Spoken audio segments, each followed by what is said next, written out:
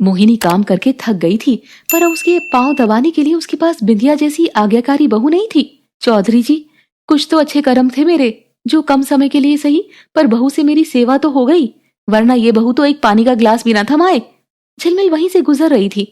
ये सुनकर वो चिढ़ जाती है और रौनक भी आ जाता है। एक्सक्यूज मी, क्या बोल रही हैं आप? फिर से बोलना। यू थिंक कोई प्यासा मर रहा है तो मैं पानी का गिलास भी नहीं दूंगी? इतना गया गुजरा समझियो मुझे। शांत हो जाओ झिलमिल। नहीं रौनक, तुम्हारी माँ उठते बैठते मुझे ताना मारती है। मैं कुछ बोलती नहीं हूँ, इसका ये मतलब नहीं कि बोल नहीं सकती, बस मैं बोलना नहीं चाहती हूँ। मैं नहीं बोलना चाहती ये सब।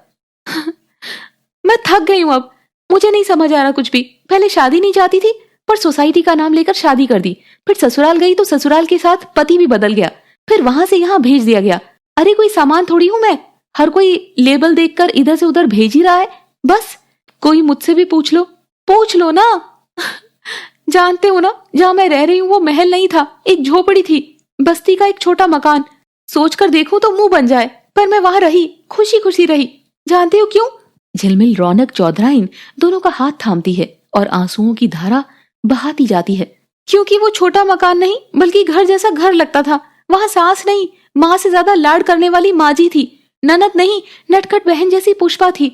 जानते हो रौनक, जब मैं खाना नहीं खाती थी तो मुझे मनाने के लिए सब पगला जाते थे। और माजी, अमर की माँ के सामने अगर मैं कोई काम नहीं कर पाती थी तो वो ताना नहीं मारती थी, बल्कि कहती, बेटी ये ऐसे नहीं ऐसे होगा। आप सब उस तरह क्यों नहीं रहते हो मेरे साथ?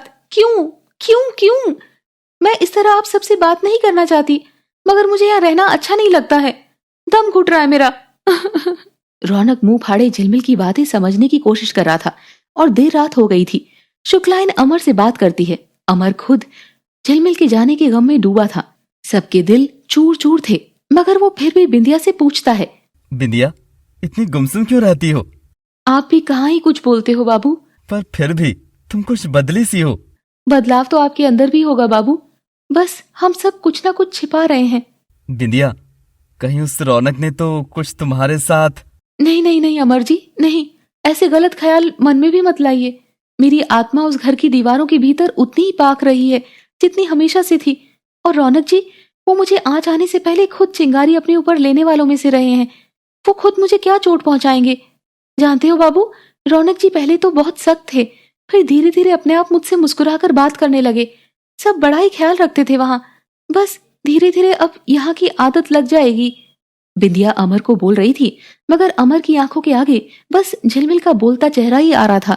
दोनों फिर से करवटें मोड़कर सो गए थे। अगली सुबह हुई थी कि तभी बसंती जोर जोर से चिल्लाते हुए दरवाजा खड़का रही थी। अरे अमर की मम्मी, खोलो तो। अरे सबके सब निपट गए क्या? खोल भी दो, खोलो ए शुक्लाइन। अमर के साथ साथ सबकी आंख खुलती है और अमर चिढ़ता हुआ आंख मलता दरवाजे पर जाता है। और वो जब दरवाजा खोलता है तो देख हैरान हो जाता है।